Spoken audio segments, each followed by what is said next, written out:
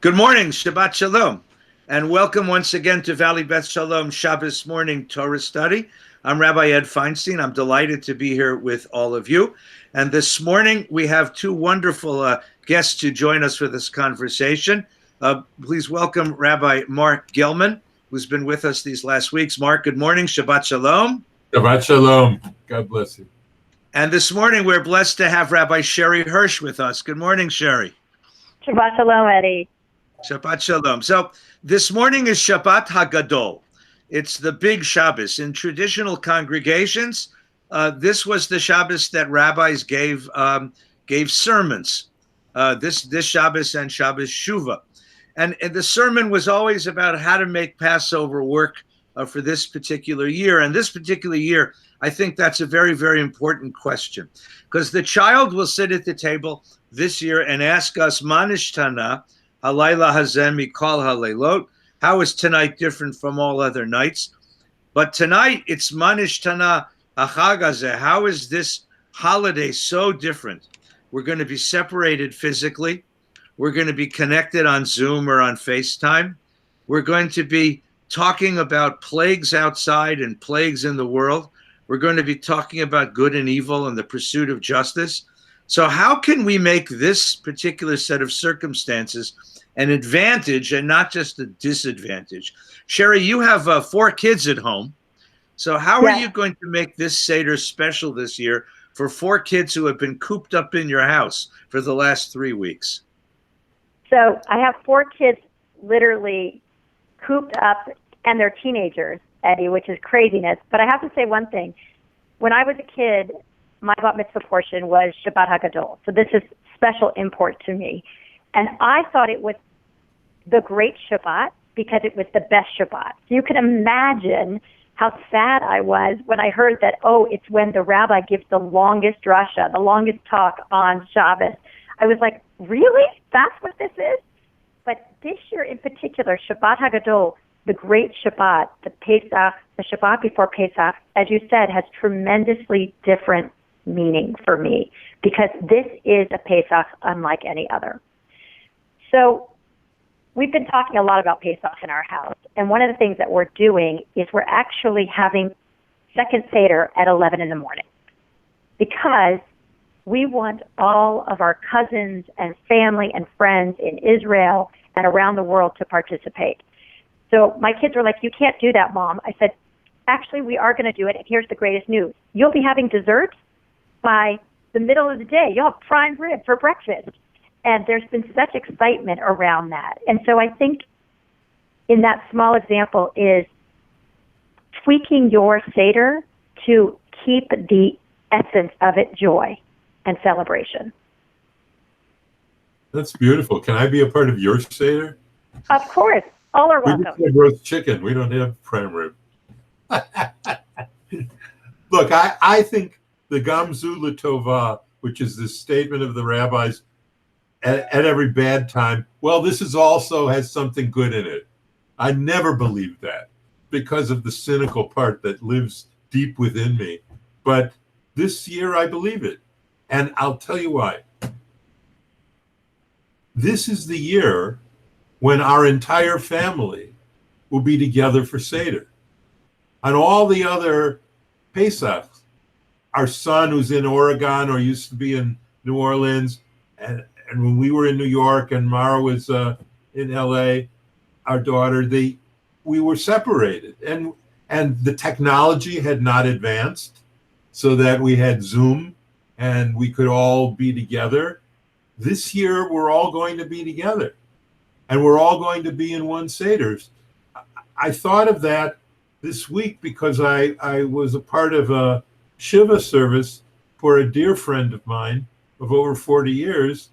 And I would not have been even aware of his passing and certainly would not have been part of the Shiva if we were not all on this new platform. So it is the internet, it is Zoom, it is this technological ability we have to connect to each other that we didn't have before that makes this in some ways better than past Seders. Better or different? I think better because they're all involved in the Seder. Now, it also is better because we have more leftovers because they aren't going to be eating. So we got more leftovers. I still cook for them, but we keep more of the food. No, I think it's better because there's that sense of unity. I do think it's better. I don't think it's just an accommodation. It's better in that one way. So there is a tradition, as you know, excuse me, that all of Israel stood at Mount Sinai, that the millions of souls of the Jewish people, all of them, stood at Mount Sinai. So that place and time meant nothing when it comes to revelation. And somehow this moment, which gathers us in this electronic room together, has defeated space and time, and we're all together as one. Yeah. My brother called me, same experience. My brother, who lives in Palo Alto, called and asked if he could join the Seder. Now, he would be sitting with his wife alone in their apartment in Palo Alto. And I haven't had Seder with my brother in some years because he usually goes to his wife's family. But they'll be with us. The kids on the East Coast will be with us. Friends across the country will be with us. And there's a certain sense in which we have actually transcended space and time to bring us all together into the myth, into the story, to stand together at the mountain and to celebrate something quite remarkable. Now, we're not together in the same room. We can't all eat Sherry's prime rib, but there is a remarkable sense of contemporaneity, of being at the same place, being at the same time, and sharing the Seder. Now, let's take a look at the circumstances. In the Torah, the story is that Moses says to the people of Israel, "There's going to be a plague outside. I need you to stay inside. I need you to stay in your house. Don't leave the house." It was the first stay-at-home order. And with the blood on the lintel, the people of Israel sat down to eat matzah and charosed and maror for the very first time. And that's what we reenact at the Seder. So how is your Seder story going to be different as you reflect upon these events?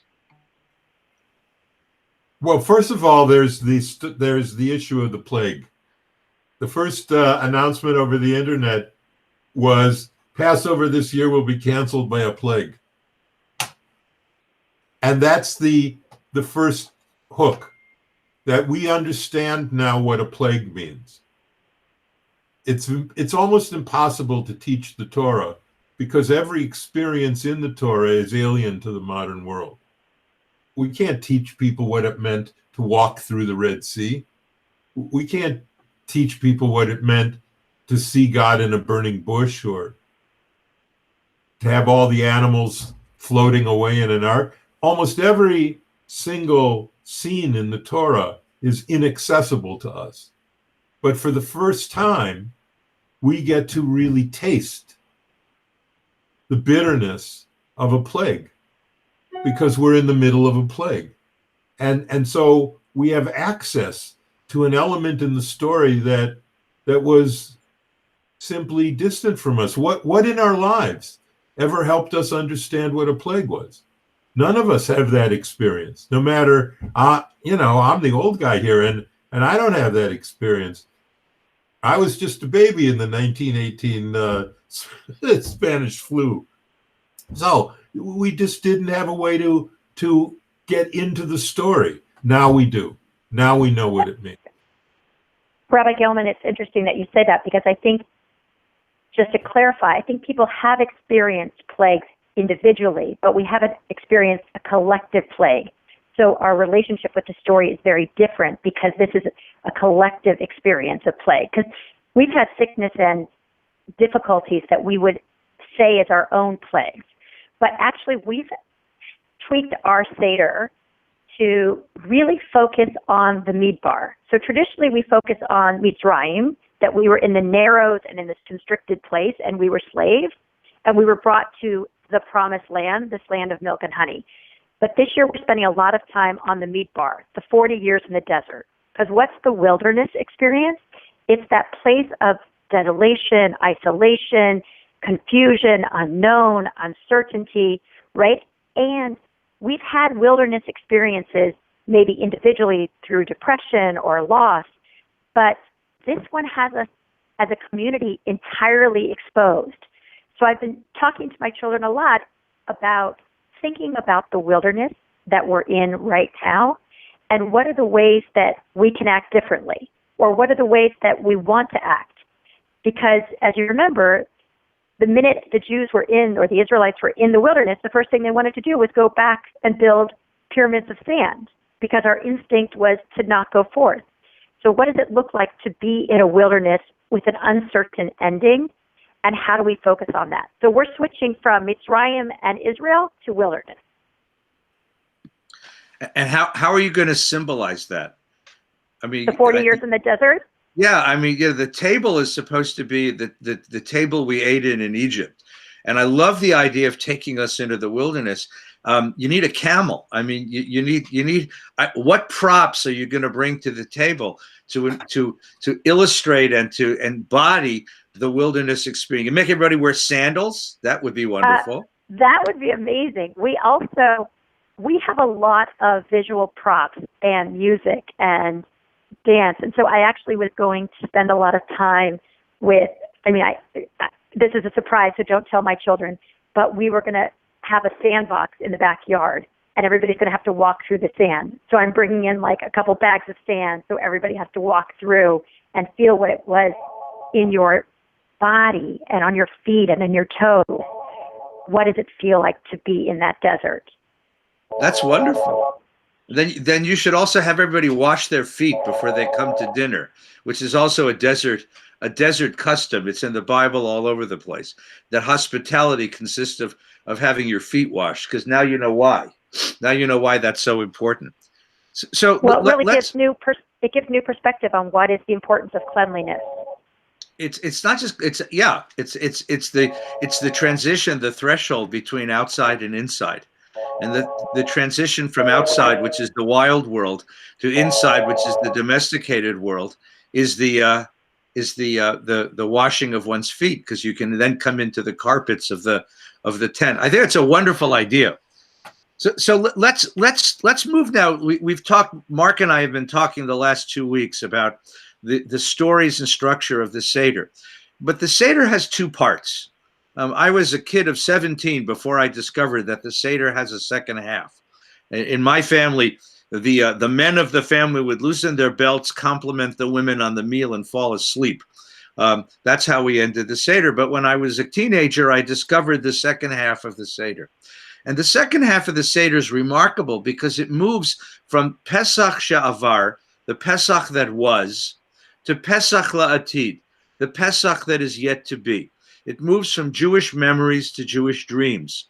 And that's the part that includes opening the door for Eliyahu Hanavi, which is really why this is Shabbat HaGadol, because the Haftorah, the prophetic section assigned to the Sabbath, introduces Eliyahu Hanavi as the messenger of God's redemption in the prophet Malachi.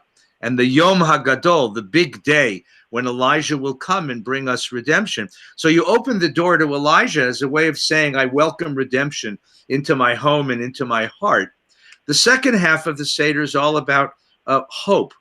It's about optimism. It's about the promise of tomorrow that's yet to be. But it's going to be very difficult this year with the plague that rages outside.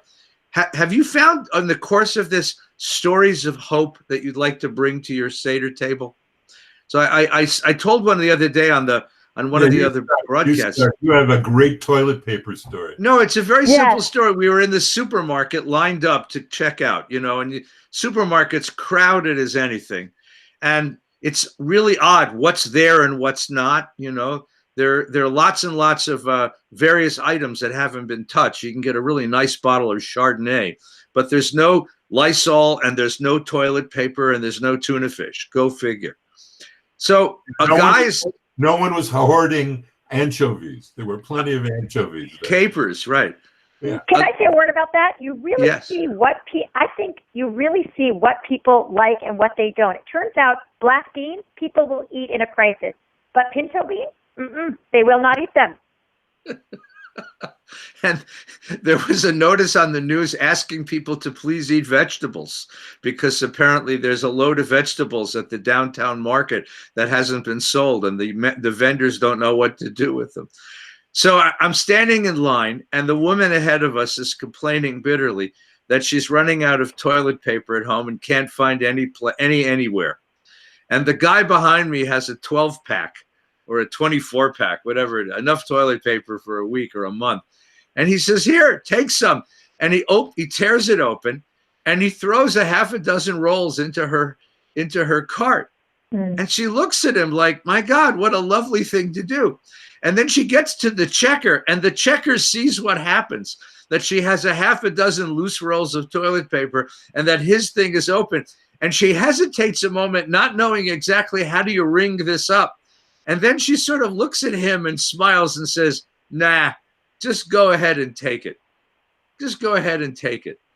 Partly because she couldn't figure out how to ring it up, and partly because an act of chesed, an act of goodness, deserves some recognition from the universe at large, or at least from Ralph's supermarket. That's just a good story. A tiny. I have a story of hope, and it occurred this week.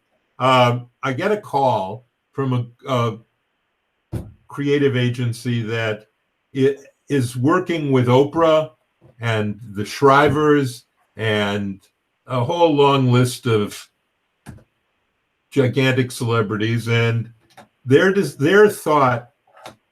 project is to create a worldwide 24-hour session of hope on the internet, led only by spiritual leaders, so that all the spiritual leaders of the world would come together and offer little 10-minute snippets of stories or whatever they want to do that would bring hope to people. And I'm going to be doing one of those. I'm going to read one of my children's midrashim on partners, and I talked to them, and it became immediately clear to me what the role of religion in general is in this crisis. And that is that it's obviously a medical pandemic. It's a virus, and the solution in one way will be a medical solution of a vaccine eventually, God willing. But that ultimately, the solution to what our problem is now, right now, is not medical. There isn't a single medical thing that's involved in in what we need to do now, except staying at home, which isn't really a medical thing. What is necessary now is the defeat of fear and the defeat of despair. And that task, or those tasks, if you consider despair and fear to be two different tasks, I don't. That task, the reduction of fear and despair, is at the heart of every religious tradition in the world. That is what we do. That is what we do. So there's going to be on the 23rd of April for 24 hours during Shabbos. I pre-recorded it before Shabbos, and it could be great. I mean, the Pope could be a part of this, and when I did one of the speeches at Yankee Stadium after 9/11 as president of the New York Board of Rabbis, Oprah had organized that. It was the real coming together of America after the attack, and something like that is going to occur. And I was just buoyed by the idea that the spiritual community of leaders will come together and help the world in whatever way they can. So I actually would push against that fear is central. I actually think fear is a manifestation of loss. And I actually think loss is what everybody is struggling with, because there's so many unknowns. But we can talk about that another time. I want to go to the story of hope. You can't get rid of loss. You can't change the fact that my dear friend died of the virus, and that is a loss. But what you can change is your reaction to it.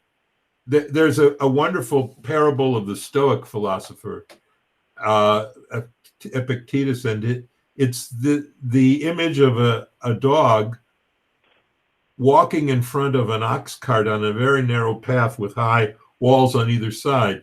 If the dog stops walking, it'll get crushed by the cart. And so the dog has only two choices. One, to walk with his head down in fear, or the other, to walk with his head up, pretending that he's leading the ox cart in a parade. And so there are things that are always within our control. And loss is not in our control. But fear, the reaction to loss, is within our control. And that, I think, is what needs to be mobilized now. That is the message of the Seder. That's what we have to bring our children. That's what a lullaby is all about. That's what religion is all about. We can't forget our fundamental purpose. And our fundamental purpose is not eating unleavened bread. Our fundamental purpose is not eating symbolic foods or even telling a story. Our fundamental purpose is saving people and ultimately the world from fear and despair. Amen. Amen, Rabbi. Hey, can I have a hallelujah? Can I have a hallelujah? You got it. Hallelujah. So let me tell you my story of hope. As you both know, at American Jewish University, where I serve as the Chief Innovation Officer, we started a platform called B'Yachad Together. And I know many of you have been on it that are listening, and I hope that many more of you will join it. And that's my shameless plug, so forgive me. But it's not so shameless, because what happened this week was something that was truly magical. I was teaching on the platform to a group of women. And I said to them that during times of difficulty and when we face tremendous obstacles, physiologically, we learn new pathways of which to deal with the situation. Some which surprise us, some which we can't even imagine we would ever be able to do. So I asked the question on the Zoom learning session, how have you behaved in ways that you never thought you could? And women from all over the world wrote things that were so powerful, like, I never thought that I could go without seeing or holding the hand of my grandchildren for a month. And it turns out I can. So that was like one level. But then there was this other level of, I didn't know that my children were as good of parents as I thought they were, or as I believed they were. Then I saw these such beautiful things. I didn't know that I could cook a whole cookbook worth of recipes, and I'm a great cook. And all these new discoveries about who they were and what they could do as a mark of resilience, to me felt like a glimpse of what you say, Rabbi Feinstein, redemption, revelation, promised land. Like each of those were tiny markers. In the large grand scheme of life, they don't seem like a big deal. But when we show that we can do things that we never thought we could do before, I think that is real resilience. And I think that is what hope really looks like from God's angle. That's beautiful. Thank you. So we're trying to help families think about how to do a Seder under these circumstances. So we talked a lot about how to do the beginning of the Seder, to tell the story of the Pesach that was. After the meal, these kinds of ways of talking about hope, about talking about resilience, about finding new possibilities, even under bad circumstances, that really is what the second half of the Seder is. I mean, you have to imagine for a moment that the act of opening the door to Eliyahu Hanavi, to Elijah the prophet, for us, except for this year, has always been a sort of strange thing. And there's all the jokes about people coming in and, you know, the dog walking in or whatever. But this year it carries a bit of the poignance of what it carried for our ancestors, who opened the door to a very hostile world when they opened the door to Eliyahu, to Elijah. And to say that I opened a door even in the midst of all of that hostility, but I still expect hope to walk into my home and to sit at my table. I still expect a messenger of redemption to take a place in my home and in my heart. That's always been a very powerful expression a very, very powerful expression for the Jewish people. And I love this idea of going around the table and asking people for their stories of hope, their stories of what they didn't know they could do, that they've discovered they can accomplish this year. Also asking them who's helped them, who have they met, who are the angels or the Eliahus. The tradition, of course, is that Elijah is in the world all the time. He's just disguised. If you ever have a flat tire on the 405 and a kid with a ponytail pulls up in a tow truck and rescues you, that was Elijah, right? Or if you ever got stuck at the Port Authority bus station in New York City and a kind cop comes and saves you, that's Elijah. We've all met Elijah in our lives. Who is the Elijah you met in your life who rescued you at the moment you really thought this was pretty dire? Who was the Elijah who was right there?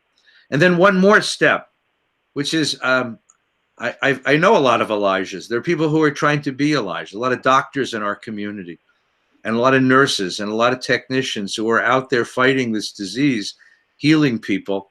Tremendous danger they face. And there is a quality of Elijah there too. Of course, there's an interesting prayer. The prayer that one says, according to the traditional Haggadah, when you open the door to Elijah, is a kind of anger, bitter invective.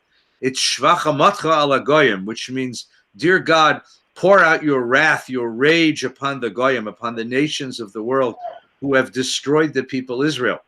So years and years ago, when Rabbi Schulweis and I were writing a Haggadah for Valley Beth Shalom, we found an alternative text. I think it was in the Hartman Haggadah, A Different Night, which is written somewhere during the course of Jewish history. And the alternative text is not Shvachamatcha, don't, but dear God, pour out your wrath on the nations, but Shvach Ahava, pour out your love upon those who have stood with us. And it invites us to imagine who are all of the partners who have stood with us in the course of our history to bring redemption to the world, starting with the two midwives, Shifra and Pua in Egypt, and coming all the way down to Oskar Schindler and Sempo Sugihara during the Holocaust, who are our friends in the world, and asking God to pour love upon them. It's another way of adding a story of hope to the end of the Seder. And then at the very end of the Seder comes the part that everyone loves the most, the wonderful songs. The wonderful songs. So we'll hold off on Dayenu for a minute because that's earlier. But we have Echad Mi Yodea and my favorite, which is Chad Gadya. And in our family, we learned a custom from a professor, from my dear professor, Neil Gellman, when we had Seder at his home, that we go around the table and everybody makes the animal sounds. So someone is the goat, and someone is the cat, and someone is the dog, and someone is the stick. And one year we did this at the shul, and our congressman, Brad Sherman, came, and he played the angel of death. He brought a subpoena from his congressional committee as the angel of death. It's a crazy little medieval song, but it ends with this very strange and wonderful idea. Ve'ata Kodesh Baruch Hu, comes God, ve'shachas l'malcha mavis. God comes and destroys death. And that's the last word of the Seder. What do you sing at your table at the end of the Seder, Sherry? Well, the joke going around our house is, can we sing Let My People Go multiple times this year? Because they're like, and I just have to share that my youngest son, who's 10, at the very beginning of this, when we were first being sheltered in place, he said to me, I'm really worried about this. I think we're in a prison. And I said, we're not in a prison. We have freedom to eat and freedom from. But then he said, no, you're not getting it. I'm worried that older people know how to make relationships. And I think it's a prison because I'm young and we won't learn how to make relationships because we're unpracticed. And so when we leave here, we won't be good at it anymore. And so he said to me, I said, then let yourself go. Let yourself have relationships. And it's a little bit of a twisted way of saying that, let my people go is where we're really focused on. And what he is is let us go to places we've never been. Let us have relationships over Zoom. Let us talk to people we haven't talked to. And so I think that's the song that's going to hit the hardest this year. It's liberation from fear, as Marc said earlier. That's beautiful. For sure. Marc, how do you end your Seder? Well, Chag Gadya is how we end it because I love the song too. But I have to add my curmudgeon-y little disagreement with our tradition in that I'm an anti-Dayanuist. I am an anti-Dayanuist. I hate the song, I hate the music, and I hate the message. First of all, it isn't Jewish. That if only one of these things had happened, it would have been enough.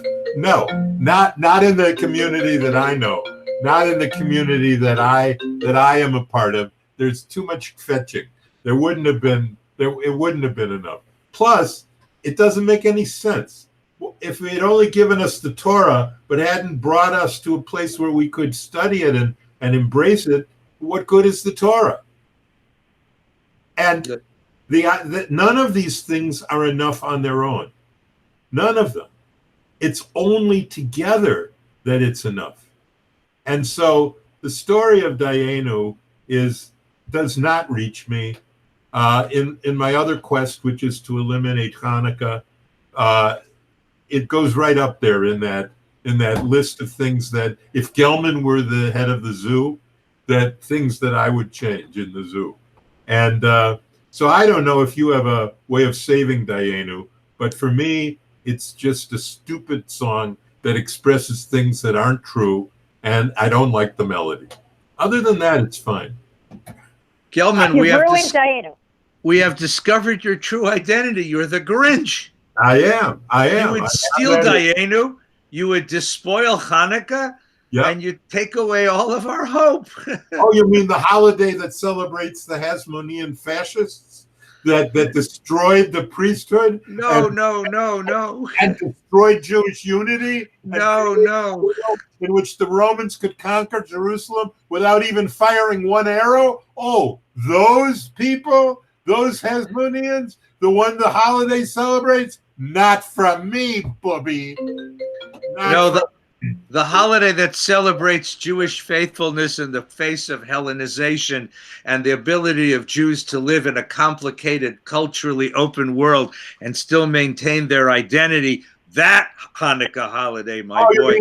You mean the Maccabees who killed people like me who read Greek philosophy? Oh, no. Maybe I should open my mind to it. Down with Hanukkah. Down with you. You all think that you are missing the Shabbos in person, but it's really live and it's happening here. No, I think I'll tell you why I love Dayenu, and then we're going to conclude together, because I'm going to ask you for your Dayenu.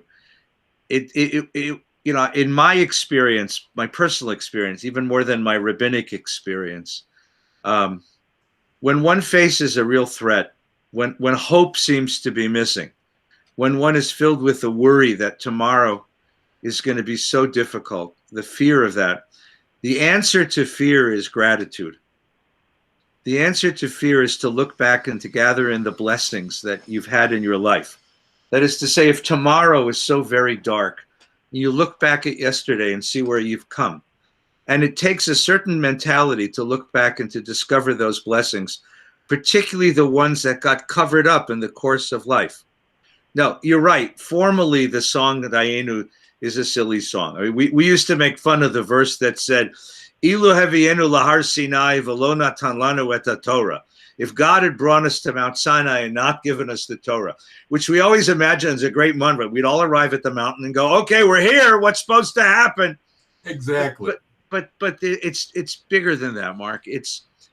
We are all the recipients of a whole series of miracles. We're only here because of a whole series of remarkable events and remarkable miracles. And more than that, when one is filled with fear, the answer to fear is to say, I have been the recipient of blessings. Blessings are mine. And in the same way that I accepted those blessings and those blessings have come my way, what's going to come my way next, I'll accept and I'll make my way through as well. And I come to this moment of It tempers the fear. It doesn't destroy the fear. What it does, or the loss, actually, what it does is it tempers it. It balances it so that one meets the loss with a sense of gratitude for what was. Well, when someone loses, I agree with that, and I agree that gratitude is the antidote to fear, the fundamental antidote. And when we come to Dayenu, and everyone in the Seder looks at me and says, "Papa, aren't you going to sing?" I said, "No." So they sing Dayenu, and I just sit there like a curmudgeon.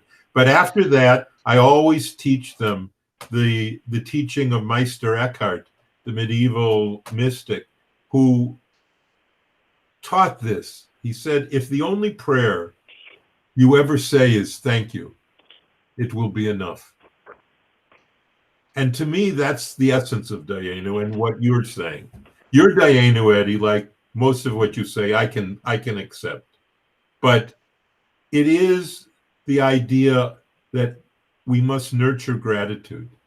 In the Zen tradition, it's called Nikon, which is to see everything as a gift. And in our tradition, it's Kol ha'aretz li, everything is God's, which means that everything we have is a gift and that we own nothing. We don't own our bodies. We don't own what we have. It's all just a gift. And the capacity to see that, the capacity to see everything as a gift and to be able to say the one true prayer of Meister Eckhart, thank you, is, I think, the key to getting through this. And it is the prayer that everyone in the world can say. You forget, we can't just have a Seder that ends with things that only Jews can say. It has to be a Seder that ends with something the whole world can say. And thank you is something the whole world can say. Right. So, Sherry, what is going to be your Dayenu this year? I love that you just said thank you, because it's so beautiful. And I also wanted to say that I wanted to acknowledge that there's somehow this belief that gratitude will take away fear. And the reason we have two hands is we can hold multiple feelings at once. We can feel both grateful and lonely. We can feel blessed and we can feel sadness. And I think my Dayenu for this year is that to hold our whole humanity is shlemut. It is completeness.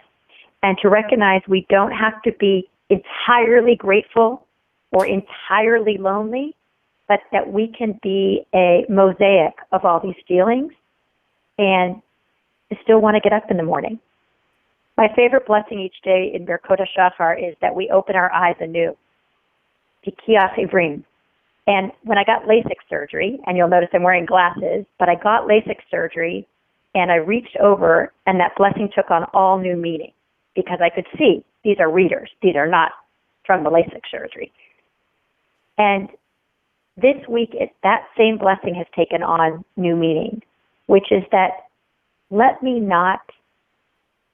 wake up each morning with a new ability to see the world, to not drag into it all the despair or sadness or uncertainty of yesterday, but to bring hope into it today and to look at it with a new set of glasses or a new set of eyes. So that's my day. Thank you. Gellman the Grinch, what's your Dayenu this year? Well, I'm glad that Sherry's here because she's my Dayenu. You are my Dayenu. I mean, Ed, I've already told you how you're my Dayenu, but you're a secondary Dayenu to Sherry.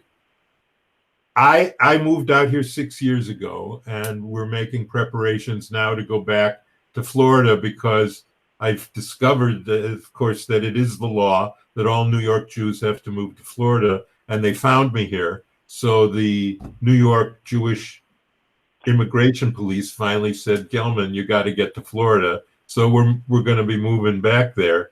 But when I moved out here to be with our grandchildren and our daughter, I was extremely lonely and depressed. I was concerned for them, but I had left a web of connections. I was like a tree cut down from all the things that Hartman and I had done out east. And Sherry found me at a rabbinic meeting and said, "You're going to die out here unless you go to Rabbi Feinstein's Torah class, and I'm going to make sure you do that." And she grabbed me by the neck and pulled me over to you. And you said, "So you're Gellman." And I said, "So you're Feinstein." And I came to your Torah class and made an immense ass of myself by interrupting you and offering my opinions. And at the end, I went up to you to apologize and say I wouldn't be coming again because I didn't want to disrupt your class. And you said that I had to come again and I had to continue to disrupt the class. And because of that, these last 6 years have been difficult, but they've been something that I could endure. And it all happened because of you, Sherre, because you brought me to Eddie. You were my angel. You were my Dayenu. And then Eddie became my Dayenu because I would look forward to going to his class when I wasn't teaching at Wilshire Boulevard Temple or when I wasn't teaching for you, Sherre. I would come to him and he would lift up my soul. So for me, it's like the story of Moses finding one sheep that had gone outside the flock. And that's when God intervenes and says, if that man is so careful about returning one sheep to the flock, he is the one to take my entire people out of Egypt. And you cared about one stray sheep named Gellman, Sherre. You cared about that. And so did you, Ed. So my Dayenu is the two of you. And I can never repay your kindness. Thank you. Thank you both for sharing this today. My Dayenu is a statement that I heard once in an Elton John song, and it's one of these lyrics that sticks with you your whole life. And in one of his songs, he sings, "I thank the Lord for the people I have found." And that really is my Dayenu, because I have been lucky in my life to find the two of you and your noisy telephones and friends and family and teachers, mostly teachers, who I really love. I want to wish both of you a sweet and happy Pesach and wish everyone listening to our Shabbat Torah study a sweet and happy Pesach. Stay home, stay inside, stay healthy, stay well. Tune in and join us again. I want to wish you Shabbat Shalom and Hag Sameach. Hag Sameach and Dayenu. Dayenu. Hag Sameach. No Dayenu, but Hag Sameach.